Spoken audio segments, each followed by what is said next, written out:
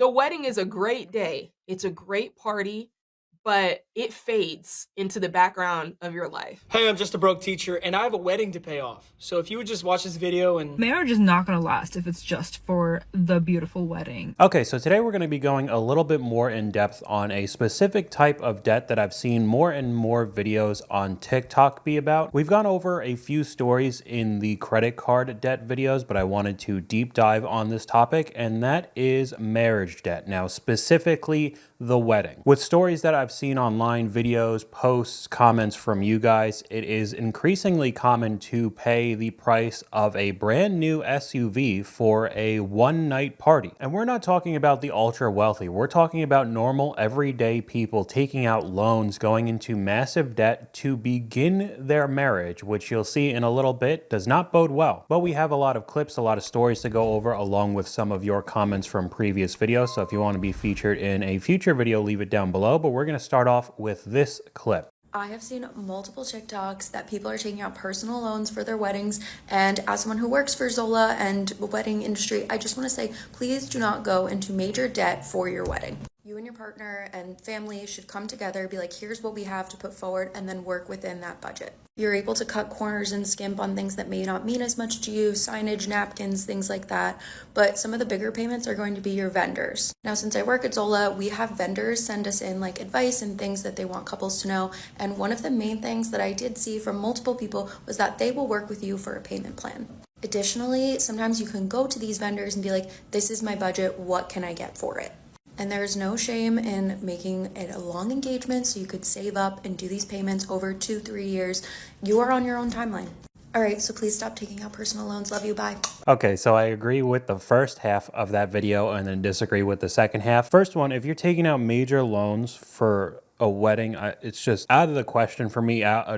Not even in my thought process. I think that's ridiculous. But especially with social media, it's become an increasing competition to see how elegant a one-night party could be. Posting it online, the videographers, all the fancy stuff. And because of that, these companies, like the one she works for, just make so much money off of you. But then the second half of the video, where you could work with them for 2 to 3 year payments for a wedding, that seems even worse than any of the car payment videos we've talked about. At least you have a vehicle that could get you from point A to point B. The day after your wedding, it's all gone, other than the photos and possible video that you'll get from hiring a videographer for a lot of money too. So I think in general, payment plans or taking out loans at all for a wedding is ridiculous. We have a comment from one of you guys. Screw the wedding, trip for 2 to Cancun. You pay the hotel to throw you a little wedding ceremony that isn't a giant production, and then you just enjoy your honeymoon. I don't understand why that hasn't become way more common. $20,000 to like $50,000 is pretty common for normal people now for a wedding, one single night. Like, if you had that kind of money to spend, wouldn't you just have an unbelievable vacation slash honeymoon? I mean, for $40,000, $50,000, you could be gone traveling the world for like months. But it seems like a lot of people want to spend all that money for one single night. The amount of times I've heard girls say, oh, I just want to get married for the wedding. Like, the wedding is just so beautiful. I want like the dress and everything. Girl, are you crazy? Don't get married just for that. Because you can very easily get trapped in a situation that you don't want to be in 10 years from now. I feel like you really just want a photo shoot. Book a photo shoot. I don't know, go to JCPenney or get in contact with a local photographer. Get your photo shoot. If you still want to spend a lot of money, like, you can spend money on the photo shoot, but marriage, like, do you want the guy that you're marrying, or do you just want the wedding? Because the marriage is not going to last if it's just for the beautiful wedding. Like, just have a party, just throw a party. Now, I don't think that's a majority of cases. I feel like that's a very small percentage. But say if you actually did do that and then you believe that you were trapped several years later, even though that's 100% you're doing, I think that one's pretty interesting. But from what you could see from a lot of TikTok users, and some of them I'll show you in this video, it does seem to be an increasing competition, the same way like lifestyle influencers will make it look like their life is perfect. You know, they're constantly going on vacations, they are beautiful, they have all of these brand deals, they make so much money. It's kind of the same way for a lot of weddings now for just normal everyday people. And then we start seeing these comments and these statistics because of it. Funny, these people that spend thousands thousands on a wedding, then get divorced in a year. We spent $30 on our wedding and then going on 45 years. Real quick, I actually know somebody and went to their wedding, I think almost 2 years ago now, that cost $50,000, and within 6 months they were divorced. So again, it's not the perfect example because it is a depreciating asset, but when you're getting to those prices, like, would you rather have a single wedding night or a brand new SUV? Like, that's how much money this is starting to cost for people. And then you start seeing these statistics, it's no surprise. A lot less people are getting married now. We're not even comparing it to, like the 40s and 50s where that's just what you did. We're talking about 25 years ago, and in every age bracket, less and less people are getting married. You could see how much the marriage rate has plummeted starting from the 60s and see how quickly it's gone down. And I mean, this is one of the contributing factors. But then, of course, like we've talked about with the issues with social media and overconsumption and advertising, when you sit on your phone all day and you're scrolling, and this is the kind of stuff you see where it's, oh, it's funny, look at how much money I still owe from my wedding vendors, even though when clearly it didn't seem like the wedding was yesterday. So she's still paying off a bill, basically like a car payment or a mortgage, but you get nothing in return. You already got all of the experience and the party, and now you're just left with the bill. But again, you keep seeing these videos, looking at the comments here, still paying mine off a year later. You guys looking at each other like, worst part of having a wedding. And then she responds, not a good way to financially start off this marriage, even though I think it's just widely known one of the biggest factors of divorce is money troubles. So right off the bat, you're going to start off this marriage in debt, even though it's one of the biggest reasons why people argue, and is only going to get worse unless you both have really, really good jobs, and then at that point, you wouldn't be going into debt at all, so you wouldn't be in this situation. But with what we've seen with rent prices going up, cost of living in general, these normal people that are getting themselves into $40,000 of debt just for a wedding aren't making that much money, and now their dollar is having to be stretched even more just to survive. So if you're going to put yourself into that much debt immediately, it's basically just shooting yourself in the foot for the marriage to actually last. But from this same person, I think a lot of people are like this. A lot of her page is just dedicated to her wedding and all of the photos, and she liked the attention that she got from the pictures and the videos. I could almost pinpoint where you could see that she wanted the attention and all the crazy amount of debt for the elegant wedding, because one of her engagement videos got over 2 million views. So she got that dopamine hit just like we've seen with a whole bunch of other people making crazy content online. They get that one taste of attention and the dopamine, and then they really want it again, so they'll post more and more. And it's kind of the same thing with weddings that I've seen. Or they'll just see other pages getting a whole bunch of attention and they want to jump on the bandwagon and they want to get it too. And then they make videos like this, opening all your wedding cards and counting the money so you could finally pay off your credit cards. Not even the marriage. So initially, again, talking about the debt and the issues with divorce because of that, having to bank off of the money you're getting from the attendees to your wedding to pay off your debt. Not really a good start to that marriage either, but these haha funny relatable TikToks really do put this kind of stuff in your brain, and it's almost just cute. It's funny even though it's major life decisions and something that could alter it for several years if you have to pay back a whole ton of money. That means no emergency money if the car breaks down. That means no vacations. It just seems ridiculous to me for one single day. Spending $15,000 on a wedding just to get divorced 6 years later, at least like I said earlier, in my experience, that's much better than what I saw. It was $50,000 and it only took 6 months for all of that to be a complete waste. But still, $15,000 is clearly a ton of money. Another comment from you guys, don't get married to a girl that makes less than you. You have to pay alimony, you have to pay the wedding, you have to pay the honeymoon, you have to pay the divorce, you have to pay 2 lawyers, and yes, hers as well. She will chill in your house and never have to work again after she's bored of you. Now, this is a very red-pilled, almost black-pilled comment. So I mean, yes, pretty extreme, but I do understand because a good amount of this comment actually what happened to my dad. So this isn't something that comes out of nowhere. It's a 1 in a billion story. This stuff does actually happen. And hey, if you want to get married, I'm not saying that you shouldn't, but immediately putting yourself into debt, starting problems on day 1 of the marriage is definitely not the way to start. And with so many stories online of people having similar experiences to this, it's not really a surprise why the marriage rate has gone down and there's less relationships in general. We're not even just talking about actually being married. Most people wanting to stay single right now. All of the red pill content, all of the feminism content, basically man versus woman on all of these dedicated YouTube channels. And if you look them up, there are tons and tons of people who watch massive channels. So a lot of people agree with each side and what they say. When you can't fathom how people aren't stressed by debt, but remember you got a nose job and had a luxury wedding while in student loan debt. Probably one of the worst types of loan debts as we've seen in the past. Oh man, and I mean the comments, debt shouldn't stop you from living your life and accomplishing your goals. Her goals was to get a nose job. I will die on this hill, and that's why these people will be in cycles of debt forever. Credit card debt, interest loans, nonstop, having to be in the hole. But me and my boobies and May 2024 wedding, absolutely no regrets.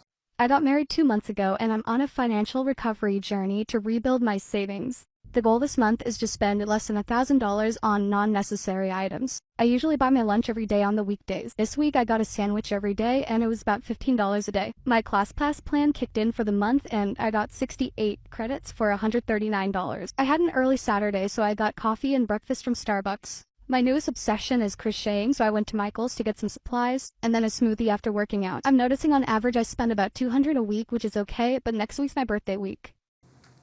Oh man. So she has no money 2 months after the wedding. Again, nobody cares about it. That 60 days after, who's even talking about it anymore? Anybody who came to the wedding, it's not like they're still texting going, oh, that was a great night 60 days ago. Then she said, Then she said she had to spend way less just to start building up her bank account, even though she ate out every single day. She got the Starbucks and the snacks and then got a whole bunch of yarn from Michael's and more fancy drinks. And then she said at the end it would be even worse coming up because it's her birthday. And then you wonder why people stay into debt forever. And honestly, I'm on the side that skipping the Starbucks coffee like every day or every other day, whatever people get it, won't just magically make you rich. Even though, yes, it is pretty expensive, but if you do have some money, it's not like it's going to be the game changer between you becoming upper class super wealth and being a normal middle class person. However, from her wiping out her savings account and still not having anything saved up months after the wedding and spending all of this extra kind of money, even though she's intentionally trying to live frugally, what does it look like when she actually has a little bit of money? I bet she spends a ton. So that one to me was just too far. But we have another comment from you guys. Weddings. We got married in one of the gardens at the hotel that I'm not going to pronounce because I'm probably going to say it wrong. The trip was our honeymoon. Justice of the peace, $35. Best $50,000 we never spent. Again, I thought marriages were supposed to be to marry each other and become one family. But from what I've actually recently saw from TV shows about 25 years ago, I was rewatching Friends in the background, when I'm doing work. I haven't watched that show in forever, and there's almost an entire season, if you did watch that show, that is completely based on two of the characters getting married. And it seems like the woman's entire existence was to just talk about the wedding and the vendors and all the crazy stuff and how much it was going to cost and just all of the stuff we've talked about. And when the man she was supposed to be marrying made a joke saying that it was all this money for just one single party, she looked at him and said, well, if you keep calling it a party, you're not going to be invited. And it was supposed to be a joke, haha. But again, that starts to plant the seed that this whole marriage is supposed to be for the wedding and the party and not actually marrying each other. And that was 25, 30 years ago. I think the show was around the late 90s, early 2000s, so about 30 years. And it has just become exponentially worse with the amount of advertising and social media we consume now. All day, every day. It's not even just sitting down and watching a 30-minute show. You could get hours and hours of this footage if you just keep scrolling. And then we have the classic, this is becoming a regular on the show, the paying off debt trend. So now it becomes your problem for somebody making poor financial decisions. And then we just have this guy begging for bogus TikTok views and engagement to try to make money off of TikTok to pay his debt from his wedding.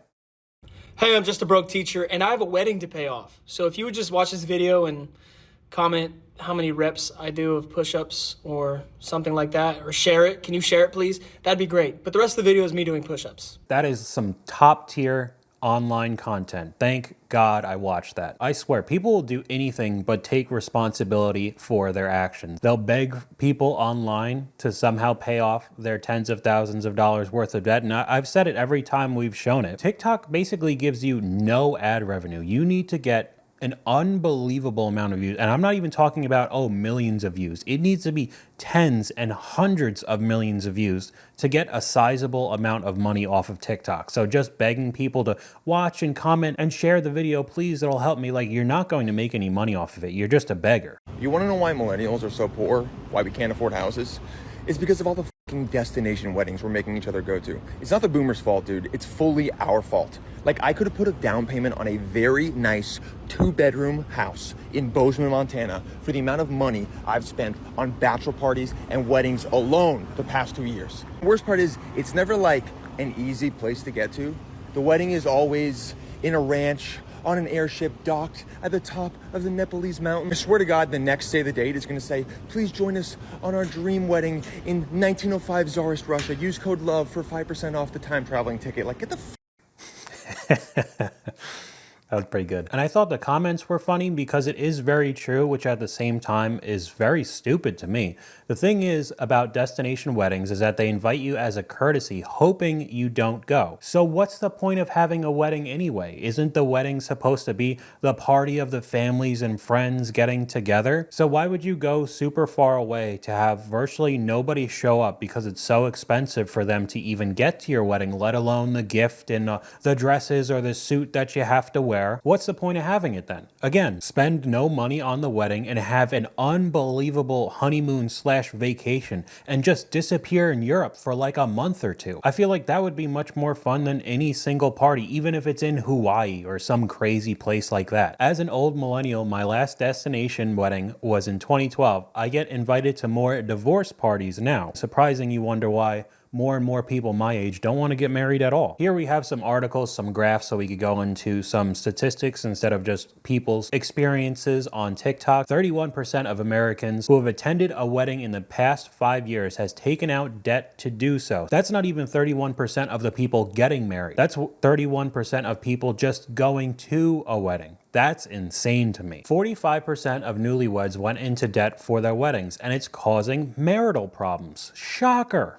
Who would have thought? We got a lot of stats here. 45% of Americans 18 to 53 who were married within the last 2 years went into debt for their wedding. Almost half. 76% of newlyweds who went into debt say they argued about wedding-related expenses with their partner. So you're starting arguments that wouldn't have existed if you didn't spend so much money just trying to get married. Nearly half, 40% of newlyweds who went into wedding debt said money caused them to contemplate divorce. Starting something from nothing. 1 out of 2 people thought about calling it quits just because of the amount of money it cost for the wedding. 36% who had wedding debt say they argue with their partner about money often. 4 in 10 newlyweds who didn't go into debt saved monetary gifts they received, compared to just 10% with wedding debt who put their cash into savings. Instead, 40% of couples with wedding debt used the money to fund their honeymoon. So when they were already in the negative from the wedding, they still took a bunch of the money that they somewhat got back from the gifts and just dumped it right back into a nice little vacation. Most worth it wedding expense wasn't the wedding itself, nearly 27%, it was their honeymoon. Again, the vacation I think would be awesome. 45% of recently married Americans did not discuss debt with their partner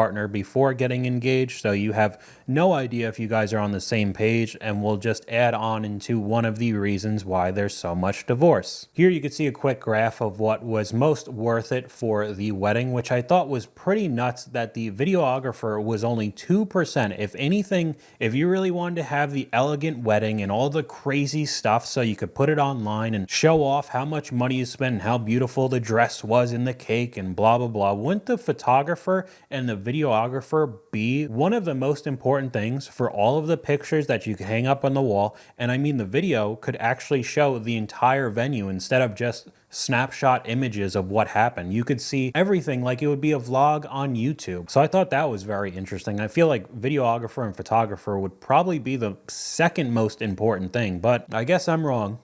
But now in 2023, the average cost of a wedding is $35,000, excluding the engagement ring, by the way. So you're adding on at least $1,000, if not more. Of course, you could go absolutely through the roof. You know, rings and jewelry could get unbelievably expensive. This I thought was very interesting as well. In Japan, joihatsu, I think, probably said that wrong, refers to people who disappear due to pressures of failed marriages, debt, and job loss. They abandon their lives and live anonymously off the grid. Specialized companies called night movers assist them in vanishing completely. So I know this is on the other side of the world, at least if you live in the US like I do, but with all of these issues with marriage and divorce and just increasing the probability, especially getting into debt, there are people who will disappear off the planet and live completely off the grid because of how embarrassing that whole ordeal was. Pretty insane to me, but we'll start switching gears. We'll start listening to people with more level-headed ideas. And one of the major good. things that people go into debt about is the wedding. How do you know how much Woo! to budget for your wedding? Yes, do not go into debt over your wedding. Point blank. Don't do it. Look, I've been married 15 years coming up. I have not thought about my wedding one time this week. I don't think I thought about it last week either. Right. And I'm pretty sure, you know what I'm saying? Do you see where I'm going with this? I know The exactly where wedding you're is going. the wedding is a great day. It's a great party, but it fades into the background of your life. You don't wake up every morning going, "Oh, my wedding was the best day of my life, and I'm so glad that I spent $80,000." You don't Right. do that. Right. It goes away and you live your life. So I think in the moment when you're excited because you should be and you're getting married and all that's going on, you can really get caught up. Don't get caught up because what's more important is starting out your relationship with no debt. And this seems completely level-headed and almost something you should already know. Pretty basic statements she said, but that has become increasingly uncommon now, especially in the age of social media. And I feel like people need to hear this more often because you're kind of getting into the keeping up with the Joneses level of weddings now, not even just, you know, the house, the car, the white picket fence, all of that. I second the wedding mistake. We didn't go into debt and we're still together, but I'm sick over the money wasted. This is a little clip we've had in a video quite a while ago, several months ago, of somebody talking about her mistakes, but she does definitely make some pretty good points. If there is one financial regret I have in my almost 30 years of living, it would be spending $30,000 on a wedding. The wedding industry has all of us girlies in a chokehold, making us feel like we need to prove something to everyone around us and have this massive, expensive, beautiful wedding. And we have a comment from one of you guys about that video. Did anyone else notice that the 30K wedding girl isn't wearing a wedding ring? I guess she wanted the wedding more than the marriage. Seems to be increasingly more popular in today's age. The wedding girl is 100% correct. My wife and I spent less than $1,500 on rings, including our wedding and festivities. And most of that was on the rings. Still love each other to this day. And I'll just play the clip over here because it just has copyrighted music, but this kind of wedding, it's not really like the wedding as in the party, super expensive stuff. If you're in this kind of a relationship and decide to get married, I could almost guarantee that these are the ones that actually last in today's world, because you don't care about the super amazing venue or the destination wedding or the unbelievably expensive, you know, custom made wedding dress and the cake and the decorations, etc., etc. If you genuinely want to get married because you actually love each other and you don't really care about the party, you will definitely last longer than most people in today's world. Here we have another comment from you guys. My husband and I were offered $30K to use for a wedding from my parents. We married in a court and used the money as a down payment on our first house. Best decision ever. And I think that is a very good transition into the next video. The bride recently used her $50,000 wedding contribution from her parents as a down payment on a house and eloped instead, and the parents are furious. But her reason has a lot of Reddit users on her side. Let's just get into it. When the bride got engaged, her parents gave her $50,000 to use on her wedding, but instead she chose to elope and use the money for a down payment on a new house for her and her fiance. Her reasoning is that when her brothers graduated college, they received $50,000 for a new home, but she never received the same financial gift. When she questioned her parents about it, they suggested that the husband was supposed to provide for her in that way. Now a lot of Reddit users are calling out her parents' double standards. What do you think? Do you think it was her choice to do with that money as she pleases, or should the parents have gotten some say, or even at least been invited to a wedding? So, I mean, this could go both ways. Now, I do think it's much better to put a down payment on a house. I mean, that's the beginning of your life. And that $50,000 can honestly really help you in life in the long run. Say if you had extra money saved up and then get a free $50,000 to put on a down payment in a house, you could either get a bigger house or a better house, a little bit more expensive, possibly get an even better deal in an area that's up and coming and the value of the property will go up. Just make it much better financially in life because of that. But at the same time, it was for a wedding. Like she said, her brothers got a free $50,000. I mean, it really is like a 50-50, but overall, I think it is a much better decision to buy your first house with your partner instead of spending it on a wedding. So, I mean, overall, this is a very controversial topic because you have a lot of people who don't want to get married at all, and I think that's pretty understandable. There's a lot of people who really want to get married for the wedding, it seems like, and get all that attention online from their family and their friends and possibly just strangers being jealous of them, and then they could get more attention and build off of that. And I think it is just one of the contributing factors to less marriages just happening in general, and then the, of course, wild divorce rate that we've had for so many years. So let me know what you guys think in the comments down below. YouTube thinks you'll like this video popping up on screen right now, but hopefully you guys enjoyed this video. If you did, please leave a like, and I'll talk to you guys later.